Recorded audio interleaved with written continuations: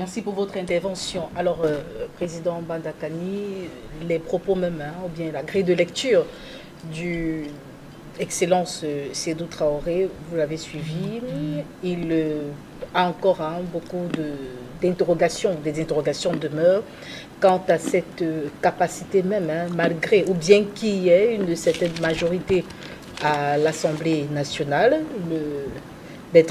Bertrand Tatindaki a souligné également qu'il y a des liens assez forts, assez étroits avec le FMI et donc est un peu en mode de crainte. Et se pose bien la question, est-ce que le PASTEF va véritablement s'affirmer et appliquer définitivement la politique même du PASTEF pour la gestion du pays? Quelle est votre grille de lecture finalement? Est-ce qu'on peut dire aujourd'hui que la politique même, telle que présentée lors de l'élection présidentielle du président Diomaye Faye, si on va le dire ainsi, finalement, elle sera véritablement appliquée? Est-ce que le Sénégal s'est affranchi, du moins le président actuel s'est affranchi même de ses liens ou de cette alliance avec le PDS? Ben, je vais vous répondre par un processus qui me conduira à votre réponse. Je salue le ministre doyen Traoré et je salue mes prédécesseurs, c'est-à-dire Bertrand et Jonathan. Je ne vais pas revenir sur la pertinence de leur développement. Vous avez convoqué les propos du ministre doyen, mais c'est simple, c'est très simple, Mme Capel. Il a fait une analyse panafricaniste. La logique de son raisonnement est claire, c'est une logique panafricaniste. Et ça a toujours été le prisme de nos positions. C'est sur ce prisme-là que nous on prend position par rapport à la situation au Sénégal. Sinon, en quoi ça m'intéresserait de parler du Sénégal? Ça m'intéresserait en quoi? De manière fondamentale, permettez-moi de rappeler quelques principes, Madame Capel, qui ont soutenu nos positions ici. Nous avons dit que M. Sonko et M. Diomaye n'étaient pas des panafricanistes. Il fallait le dire, d'autant plus qu'ils ont affirmé haut le cœur qu'ils en étaient. Et ils ont thématisé ça, idéologiquement parlant, parce que Bertrand a appelé panafricanisme de gauche. Nous avons fait un congrès, et ce thème-là était au cœur de notre congrès. Nous avons convoqué des spécialistes qui ont démontré en quoi consistait le panafricanisme dit de gauche. Et il est évident que ce n'est pas du panafricanisme, et que de manière originelle, le panafricanisme de gauche, originellement parlant, est même ce qu'il y avait de plus authentique dans le combat panafricaniste, et que ça n'avait rien à voir avec le lyrisme idéologique de M. Sonko et du président Diomaye. Nous avons dit que nous soutenons dialectiquement Sonko et Diomaye. Ça veut dire quoi? Que nous ne pouvons pas ne pas, tactiquement et de manière stratégique en tant que panafricaniste, ne pas soutenir une fraction de l'endocolonat sénégalais, même si cette fraction est néo, mais ça demeure une fraction de l'endocolonat camerounais. Quand on voit d'où vient M. Sonko et M. Diomaye, ce sont des agents, comme on dit, du système étatique sénégalais. Ce sont des inspecteurs d'impôts. Ça veut dire quelque chose au Sénégal. Ça renvoie ici au Cameroun à ce qu'on appelle l'ENAM. Aussi simple. L'ENAM. Une structure au Cameroun qui est extrêmement problématique. Et donc même la dissolution est envisagée par certains. Ça fournit les agents de l'État. Et vous ne pouvez pas parler du Cameroun sans analyser le système qu'on appelle le système de l'ENAM. Ça s'appelle le Sérail. Ils ont réussi à créer une espèce de caste étatique au Cameroun. Au Sénégal, c'est pareil, pratiquement pareil. Donc, j'appelle Ando Colomb, Diomaye et Sonko, ce n'est pas une injure, parce que les Sénégalais, certains aiment nous insulter. Moi, je leur dis, moi, j'aime quand on m'insulte. Bien sûr. Moi, j'adore ça. Bien sûr. Mais malheureusement, quand les faits me donnent raison, mais je peux faire comment? Mais qu'est-ce que je veux? Vous voulez que je me suicide parce que les faits me donnent raison, Mme Capel? Donc, selon vous, selon vous, le chef de l'État n'aura pas véritablement ce courage démontrer. De rompre définitivement avec ces puissances étrangères, à l'instar de la France, par exemple. Vous avez écouté le ministre Sédou? J'ai bien écouté. Dans toute la noblesse de ses propos, de sa démarche, il vous a dit qu'il ne doute pas de leur volonté de rompre avec la France. Il a dit ça. Mais après, il a démontré que ce n'est pas une affaire de volonté.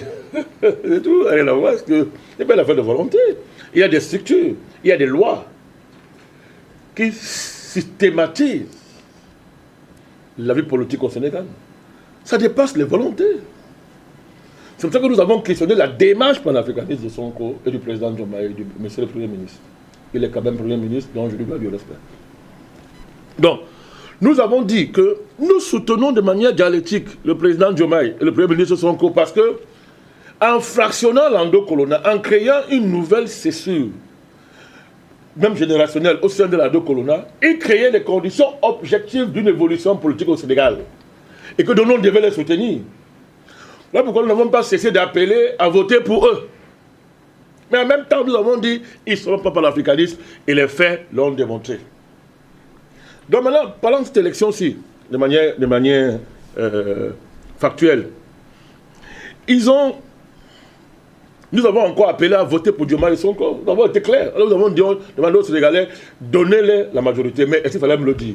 Les Sénégalais ont l'habitude de donner la majorité à celui qui a gagné la présidentielle parce qu'il faut que le pays soit gouverné. C'est élémentaire. Les Sénégalais, ils sont pragmatiques, ils ne sont pas idiots, les Sénégalais, donc ils savent. Et il était incompréhensible que Macky Sall gagne les élections législatives. Non, c'était pas possible. Mais ça aurait été de la vraie sorcellerie. Donc c'est normal pour moi, il n'y a même pas un événement politique à célébrer au Sénégal. Ce n'est pas un événement politique au regard de la tradition électorale au Sénégal qui fait que pour gagner la présidentielle, sauf situation d'urgence, sauf surprise, généralement, le peuple vous accorde les moyens de gouverner parce que si vous n'êtes pas la majorité, le pays est ingouvernable. C'est simple que ça. Les Sénégalais ne veulent pas d'un pays qui soit ingouvernable. Et ils l'ont démontré par les unes. Ce n'est pas un événement à... Alors, maintenant pour vous répondre, je vais vous faire deux remarques, Mme Capet. Remarque de forme et remarque de fond. Au niveau de la forme,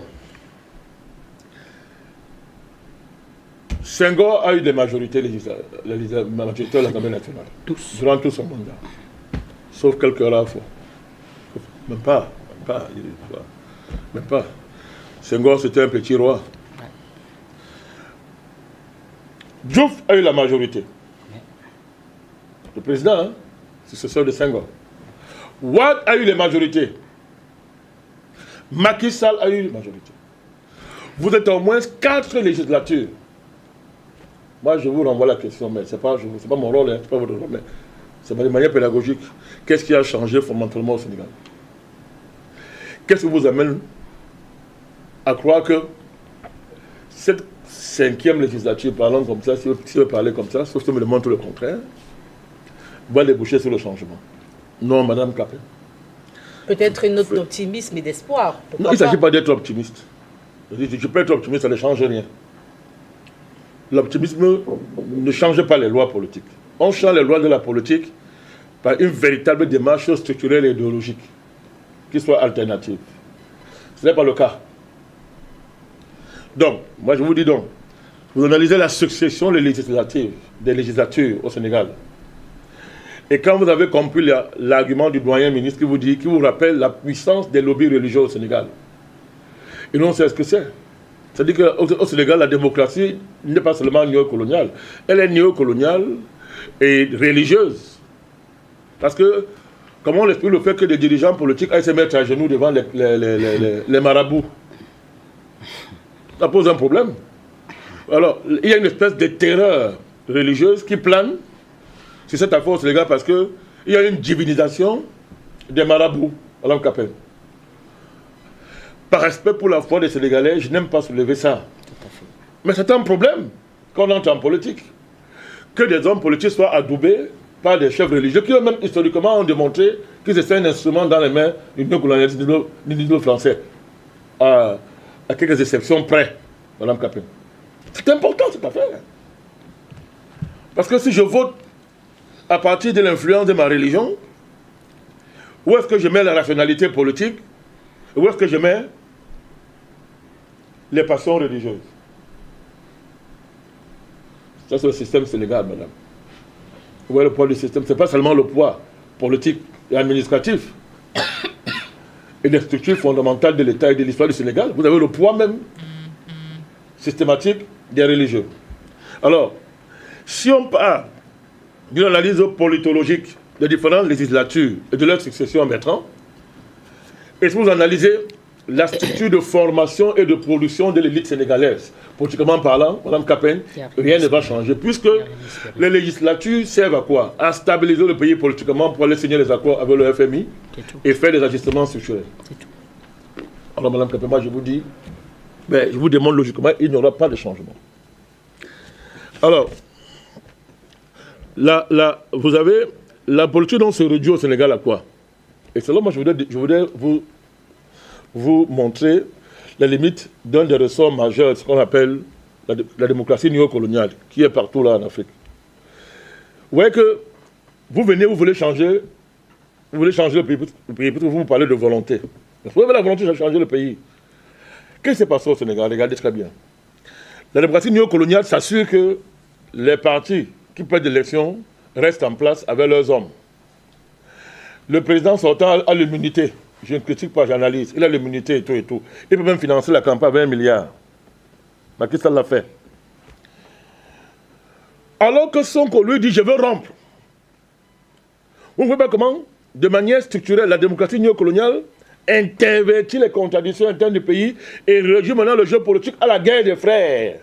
La guerre des frères. Sonko et le président Diomaye doivent s'opposer à tout prix à Macky Sall. Ce qui veut dire division politique du peuple sénégalais. On ne s'oppose plus au FMI, à la Banque mondiale. On ne s'oppose plus à la France parce qu'on n'a plus d'énergie à consacrer à ce combat, Mme Capen. Voilà pourquoi nous, on est contre la démocratie néocoloniale. Et c'est ce que j'espère d'expliquer depuis à certains amis sénégalais qui ne comprennent pas. Mais moi, je m'adresse aux panafricanistes sénégalais pour qu'ils aient de la structure dans leur raisonnement. Et que lorsqu'ils font des alliances tactiques, qu'ils n'oublient pas la stratégie et la vision à long terme du combat. Vous avez vu comment M. Macky Sall a joué son rôle d'opposant néocolonial? Il a épuisé Diomaye et Sonko en les obligeant de se concentrer sur la guerre du frère contre le frère. Qu'on se concentrer contre, c'est-à-dire la guerre contre le frère. Et tout à l'heure, je vais vous démontrer l'impact de Mme Capen.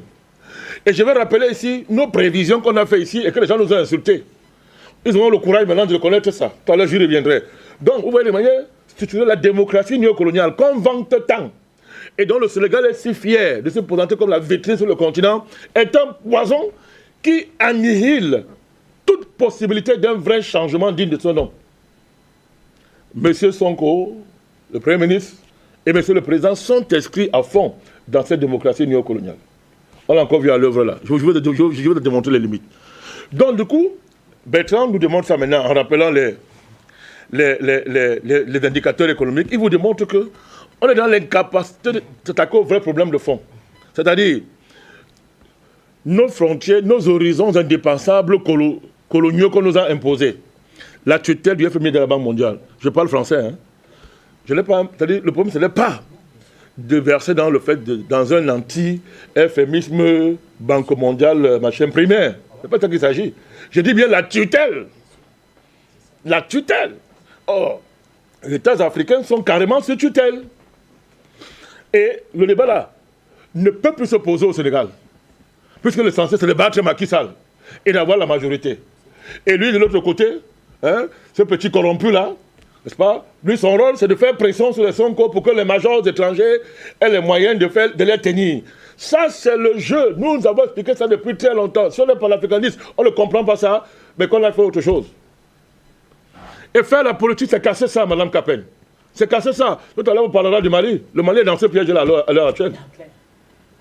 À l'heure actuelle. Voilà. Donc, alors, tout à l'heure, je vous ai dit que je devais revenir sur une de nos prévisions ici, qui nous a valu les enjeux. J'avais dit ici que les Sonko, non, les Sonko, c'est un poli. C'est monsieur le Premier ministre, Mme Capen. Monsieur le Premier ministre Sonko et monsieur le Président Diomaye seraient pris dans le piège de la transhumance politique. Bon, Jonathan, ceux que nous insultons là, ils sont où aujourd'hui? Vous n'avez pas vu comment il y a eu la transhumance en un temps record, en pleine campagne, transhumance politique? Certes, il faut être honnête, ce n'est pas le président Diomaye, le Premier ministre Sonko qui ont créé la transhumance. Mais ils l'ont enfilé comme les babouches qui les vont extrêmement bien. Mais ce n'est pas sans conséquence, Mme Capen, parce qu'il y a un risque. Et je vais vous le démontrer. Le risque, c'est quoi? C'est que nous passions de la transhumance politique à la transhumance programmatique. Jonathan, tu entends ça? Et M. Macky Sall a rappelé durant toute la campagne qu'ils ont copié son programme. Pourquoi? Lorsque vous intégrez dans votre camp, parce que vous voulez gagner à tout prix, des gens comme l'ancien ministre de la Justice, et il n'est pas le seul, a dit des barons puissants, mais ils ne viennent pas chez vous pour se convertir, puisque vous les avez pratiquement fait la cour, comment faire une femme pour qu'ils viennent chez vous. Mais ils viendront avec leur mentalité, la défense de leurs intérêts. Et ce n'est pas un petit groupe, Mme Capen. Mais tous les chercheurs sénégalais ont fait des études sur la question de la transformation au Sénégal et ont démontré que c'est l'un des poisons de la vie politique au Sénégal. Pourquoi certains Sénégalais s'en prennent à nous quand on rappelle les invariants, n'est-ce pas, de la vie politique sénégalaise depuis au moins 45 ans, Mme Capen. Alors, ça a quelles conséquences sur les capacités économiques? Nous avons le taux de croissance, Bertrand l'a rappelé, et moi je me fonde sur le rapport de la BAD, qui était un partenaire du Sénégal. Nous sommes avec des 4,3% de taux de croissance, on est en 2023, porté par le secteur de l'agriculture. Mme Capen, qui n'est pas modernisée au Sénégal. Je rappelle, qui n'est pas modernisée. Or, la modernisation de l'agriculture et la libération du secteur agricole de la captivité néocoloniale est un enjeu majeur pour quiconque parle de rupture dans un pays africain. Pourquoi? Parce que cette captivité dans laquelle se trouve notre système agricole fait qu'on a sacrifié les cultures vivrières qui auraient rendu la vie moins chère au profit des cultures de rente, Mme Capen, sur lesquelles nous n'avons aucun contrôle. Je voudrais qu'on me demande que je me trompe en ce qui concerne le Sénégal. Si vous voulez faire la rupture, vous faites quel genre de rupture? Vous ne vous attaquez pas de manière structurelle à ce type d'héritage. Je rappelle qu'on dit qu'on est panafricaniste de gauche, hein? Je répète ça. Vous avez le secteur des services, 3,9% en 2023, en termes de soutien à la croissance. Quand on parle des services, c'est l'informatique, c'est Internet pour le cas du Sénégal. Les services. Une fois de plus dans ça, nous sommes les consommateurs. Nous ne sommes que des consommateurs, des importateurs des intrants. On importe tout en ce qui concerne la matière, cette affaire-là. Depuis la fibre optique jusqu'à tous les logiciels qu'on peut avoir, Mme Capen. Vous trouvez ça normal?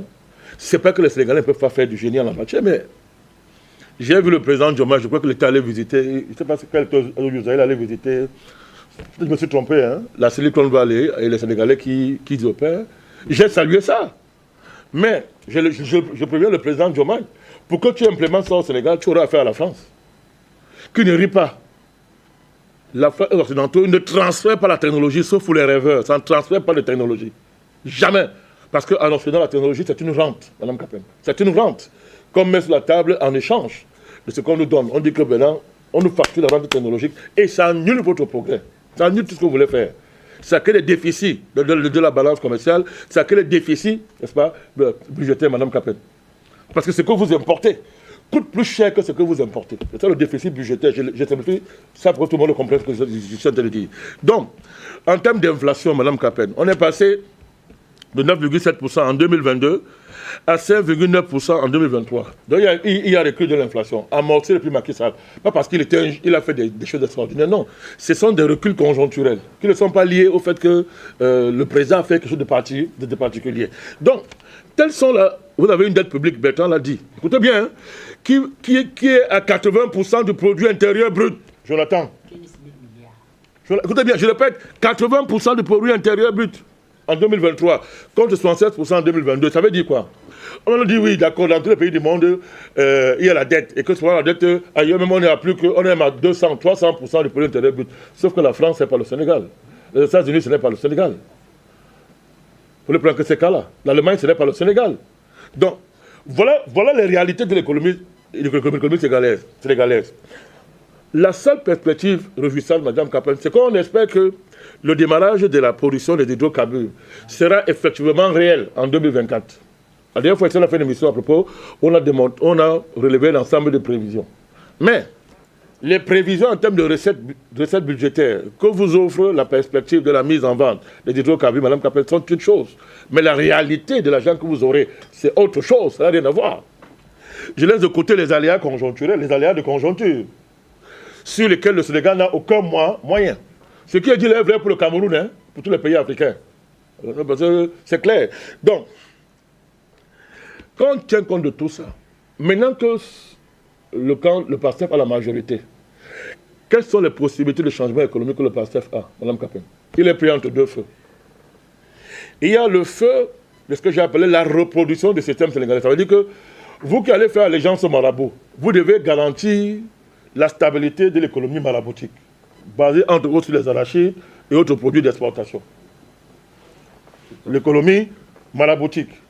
Et donc, les arachides, c'est d'ailleurs même le business qui permet à la confrérie, au marabout mouride, d'avoir le contrôle sur une bonne partie de l'élite économique. Madame Kapin, vous voyez qu'on ne peut pas le mettre en cause, hein, parce qu'ils vont payer contre vous. Et comme à la lettre écoute, vous êtes mort. Vous êtes mort parce qu'ils vont dire à la que vous êtes un mécréant. Un. Deuxièmement, la reproduction mécanique du système administratif sénégalais, le sérail. Soyez plus explicite. Non, le débat, ce n'est plus... Parce que je dis quoi? Ce n'est pas la diversification des partenariats. Mais l'équilibrage n'est pas impérieux, là. Ce n'est pas un impératif aujourd'hui pour le Sénégal.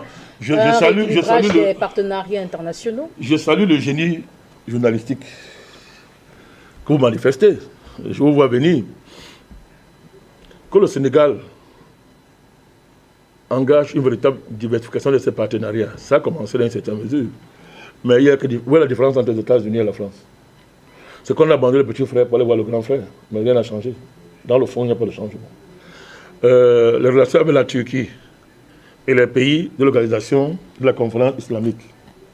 Dans le fond, la seule nuance, c'est que bon, les pays islamiques vous prêtent de l'argent, pas dans les conditions du FMI. Puisqu'il y a une certaine éthique du prêt islamique qui est différente de l'éthique, c'est ça Jonathan? Tout à fait. De l'éthique protestante occidentale. Tout à fait.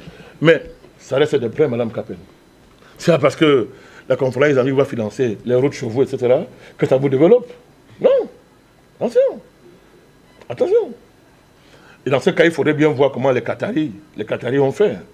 C'est ce que l'Arabie Saoudite est en train de faire. Vous observerez une chose. Observez bien, je vous remercie pour votre question. On peut bien l'approfondir. Vous, en Afrique, on vous impose, dans le cadre des partenariats avec l'Occident, la démocratie néocoloniale, non? Vous êtes d'accord, n'est-ce pas? Quel est le dirigeant occidental qui parlait s'amuser de demander au président qatari de faire la démocratie? Qui ose demander aux Allemands de faire la démocratie? Et là, c'est différent.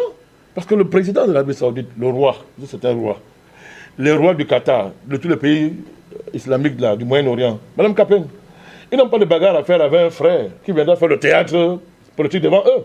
Les gars ont tout le pouvoir. Et ils se jouent donc de leurs partenaires. Et réussissent à faire ce que vous êtes en train de voir dans leur pays, là, Mme Kapin. Est-ce que ces conditions sont réunies au Sénégal? Non. Puisqu'on est en démocratie néocoloniale, et on est tellement fiers. On ne pose ça aux gens que nous, tous les 5 ans, chaque de président, on est même fiers de ça. Au lieu de se cacher. La différence, c'est quoi? Donc, moi, je vous réponds. Le président Diomaye va aller en Russie. C'est bien. Je salue ça. Mais s'il va en Russie, pour lui aussi s'inscrire dans la diversification des partenariats seulement, ça veut dire qu'il est en retard sur les vieux. Parce qu'à l'heure actuelle, Mme Kapin, on dépasse la diversification des partenariats. Parce que cette diversification a plutôt consolidé les présidents. Tout à fait. Maintenant, il faut passer à un nouvel âge des partenariats. La libération de nos pays. L'augmentation du niveau de vie des populations, Mme Kapin. Et la réalité de notre souveraineté. Maintenant, si quelqu'un, lui, va seulement diversifier, parce que dans la guerre contre les Macky Sall et les anciens néocolons, il faut aussi que ses partenaires et ses protecteurs étrangers, ça va aboutir à dire Mme Kapin. Nous sommes exigeants là-dessus, Mme Kapin. Si demain au Cameroun, je suis au pouvoir, vous assise là, rappelez-moi, vous me rappellerez ça, et vous aurez raison, Mme Kapin. Vous aurez raison. Mais tout ça, c'est pourquoi? C'est pour ça que j'avais dit ici à une époque, j'ai donné un conseil. Moi, je ne suis rien. J'ai donné un conseil à partir d'ici. J'ai dit, on était Premier ministre là, dirige le parti. Laisse avec le parti. Parce qu'avec le parti là, pendant que Diomaye est au pouvoir, tu vas structurer ça au niveau de la base avec ton discours sans te salir dans les contraintes du pouvoir. Mais aujourd'hui là, comme il se mouille là, il est dans ce que j'appelle la nomenclature. Non, les camps démocratiques qui s'affrontent. Il est dans ça. Alors qu'il y avait une possibilité, à travers sa popularité, d'inventer une autre démarche. Un véritable mouvement socio-politique. Sonko avait la carrure pour le faire. D'ailleurs, il a incarné. Vous avez vu les masses qui ont suivi Sonko. Il fallait que, j'ai demandé qu'il transforme ça en un vaste mouvement populaire de décolonisation du pays. Ça veut dire qu'au bout de 2 mandats du président Diomaye, si c'était le cas, Sonko avait encore la latitude de revenir au pouvoir en ce moment-là, plus fort. Ben, c'est les coups de vauriens comme nous. On va préférer jouer le jeu, ce genre de jeu-là. Et après, bon, ben, évidemment, on est Premier ministre et on peut devenir président. Et dans ce cas, je dis toujours alors, c'est ça l'objectif. Qu'est-ce qui nous distingue des vieux? Qu'est-ce qui nous sépare d'eux, Madame Capelle? Moi, je ne veux pas ressembler à nos vieux que nous critiquons tant. Puisque nous les critiquons sévèrement, on dit non, ils ont échoué, machin et consort. Mais maintenant, quand on est sévère envers les vieux dirigeants, maintenant, quand nous sommes au pouvoir, on rappelle les contraintes que les vieux nous rappelaient. Et nous, on vient dire ça que vraiment, il y a les contraintes. Mais dans ce cas, alors, tu as incité les vieux. Pourquoi nous, on était sévères alors envers les anciens dirigeants? Pourquoi? Puisqu'il y avait ces contraintes-là, Madame Capelle. Donc voilà, je salue la majorité que les Sénégalais ont donnée au PASTEF. C'est une très bonne chose, mais je maintiens mes critiques, je maintiens ma position en disant que tout ça, ce n'est pas... Et nous refermons donc ce sujet avec vous, Président Banda Kani. Quels changements sont en droit d'attendre les Sénégalais? Venant de l'État sénégalais, pas grand-chose. Il y a ce que j'appelle les changements de gouvernance. Ça veut dire que c'est la marge que nous laissent les ajustements structurels du FMI, la gestion de la dette et les paiements qui sont liés à la dette. Il vous reste ce que j'appelle les possibilités de gouvernance, c'est-à-dire que bon, vous taillez dans les dépenses publiques, vous taillez, et vous essayez d'orienter ça vers les couches que vous voulez satisfaire. Et entre-temps, vous faites émerger une politicocratie, une nouvelle politique, j'appelle ça politicocratie, c'est ça, vous faites émerger. Parce que c'est ce que Sonko et Diomaye ont fait. Il y a de nouveaux arrivés à l'Assemblée nationale. Une nouvelle élite va naître. Elle viendra discuter les privilèges avec les anciennes élites. Et il n'y aura pas de place pour la jeunesse. Non, c'est pour ça que nous avons soulevé des projets sérieux. Nous avons soulevé les problèmes fondamentaux structurels. Et je dis, les Israéliens là, il y a le mérite de leur garantir et de leur préserver ces acquis-là. C'est bien. Mais il faut développer le pays, Mme Capel. Développer le pays, c'est bien scolariser les Sénégalais. Et Jonathan vous a posé la question de l'état structurel historique du système éducatif sénégalais qui est passé d'un système importé d'outre-mer qui a fait du Sénégal un dom-tom éducatif du système français. Et maintenant, comme il a dit, on a essayé d'ouvrir ça davantage pour, comme il dit, placer les Sénégalais dans les institutions internationales. Et ça, c'est conforme au rôle historique du Sénégal dans la géopolitique occidentale. Je l'ai déjà dit, je ne reviens pas dessus. Il faut une véritable réforme éducative au Sénégal, de fond. Là encore, pour décoloniser l'éducation sénégalaise. Deuxièmement, il faut donner les capacités à la jeunesse urbaine qui marchait derrière son corps pour les faire passer de personnes à colère et des œuvrer à des entrepreneurs, Mme Capel, à des créateurs. Ça, c'est un programme sérieux, ça. Je ne sais pas ce que c'est un programme prévu pour eux. Donc, vous avez tout ça. Vous avez la décolonisation de l'économie sénégalaise, je l'ai dit tout à l'heure. Ce sont ces chantiers-là. Donc, il a pris l'exemple du Vietnam. Mais moi, je dis que ce n'est pas une surprise pour un pays qui a fait une guerre contre les États-Unis, qui a compris ce que veut dire le pays, et a payé cher la défense du pays. Il n'y a aucune surprise aujourd'hui que les Vietnamiens savent où ils sont. Tu sais d'ailleurs qu'ils sont très avancés en matière de télécom. Non, c'est les premiers. Ils sont très avancés en matière de télécom. C'est ça, ça produit ça. Et quand vous avez un Ho Chi Minh, vous avez ça. Les Vietnamiens savent ce qu'on appelle le patriotisme, on appelle l'indépendance. Ils savent ce que c'est. Ben, écoutez, vous n'avez qu'à voir comment le Sénégal a accédé à l'indépendance maintenant qu'après. Vous allez comprendre ce que je suis en train de vous dire. Hein. Vous allez voir. Donc vraiment, mais ce qui reste alors qu'on a dit tout ça, c'est... Moi je dis, ils ont une capacité de transformer politiquement le Sénégal, dans le sens où on peut transformer cette simple querelle de famille endocoloniale en véritable levier d'un véritable renouveau politique au Sénégal. Le PASTEF, c'est sa vocation historique. Quand vous voyez la manière dont ce parti s'est construit, je pense que c'est sa vocation. Les panafricanistes du PASTEF, parce qu'il y en a, je connais, doivent être le levier d'une véritable transformation politique au Sénégal. Et je reviens dans la notion de vaste mouvement social, Mme Capel. Jonathan, tout à l'heure, a fait un développement extraordinaire, anthropologico-religieux, pour comprendre le Sénégal. extrêmement brillant. Mais ça, Jonathan, la seule nuance que je mets dans ta brillante analyse, c'est le fait que l'établissement religieux du Sénégal, sa vocation aussi, à partir de ce soufisme endogène, c'est le produit non seulement des cadres, la nouvelle génération de Sénégalais bien formés qui sont en mesure de s'émanciper de la colonisation qui est là. C'est la mission. Mais la mission, ce n'est pas seulement de développer une nouvelle forme de capacité de prière endogène locale. C'est bien, moi je connais ça. La particularité de l'islam sénégalais est connue de tous. Mais comment on peut avoir une telle particularité et se coucher devant la France, se coucher devant ce qu'on voit là? C'est ça, c'est-à-dire. Or, le vaste mouvement social que M. Sonko aurait pu amener au Sénégal, il n'est pas tard pour le faire, comme tu as dit, s'appuyer sur ça, et réinventer la politique sénégalaise à travers un véritable socle idéologique nouveau. Faire former des véritables cadres, pas jouer la transhumance. Former des cadres. Oui. C'est d'autant plus urgent que quand vous regardez les critiques qui étaient adressées contre contre Sonko et son groupe, c'est que les marabouts qui soutenaient à l'époque Macky Sall, parce qu'il y a tout un système aussi de prébande. Tu sais comment fonctionne l'État néocolonial, il y a du clientélisme avec des retombées. Il y a des cadres de l'administration publique qui sont parfois des gros membres, en fait des gros donateurs dans les communautés autour d'un marabout. Donc, quand ces derniers ont senti qu'il y avait péril en la demeure, ils sont retournés pour dire au marabout, nous ne voulons plus que les jeunes. Ils ont assimilé ça à de la délinquance. Bien sûr. Et les marabouts ont fait un communiqué pour condamner les jeunes qui suivaient son cours. Tout à fait. C'est-à-dire qu'à un moment, la France est cachée derrière les marabouts. Et les marabouts défendent la France en croyant défendre du moins en prétendant défendre les intérêts du Sénégal. Donc, il faut retourner cette situation. Faire en sorte que les marabouts deviennent les véritables, comme tu dis, Président, les défenseurs de la révolution et ceux qui portent même, impulsent cette révolution. Sinon, ça n'a pas de sens, parce que Mme Capin, puisque vous voulez que je conclue, l'élite européenne est le fruit de quoi? Est le fruit des religions européennes. Oui, le protestantisme particulièrement en Europe. La France, le catholicisme. La Suisse, le calvinisme, c'est le protestantisme. Les États-Unis, le protestantisme. Ce sont les méthodistes, les baptistes, etc. Mais tous ces pays, l'Allemagne, c'est Luther. Donc, vous voyez très bien que... Le Danemark, c'est le protestantisme. Très bien.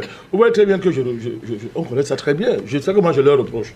Donc, le PASTEF aurait pu être le levier de ce vaste mouvement de renouvellement de la classe politique sénégalaise, avec la capacité d'envoyer en retraite toute cette clique endocoloniale pro-française, réactionnaire, pro-impérialiste, des Macky Sall, des Idrissa Seck, toute la clique là, il l'envoyait en retraite. Il avait tous les moyens de le faire, il avait. Madame Capin. Donc moi je dis, il n'est pas tard. Il n'est pas tard. Donc il n'est pas tard, et ils auront toujours notre soutien dialectique. Et ça ne manquera pas, mais on sera autant toujours critique, parce que c'est la meilleure manière de les aider. Qui aime bien, châtie bien. Chers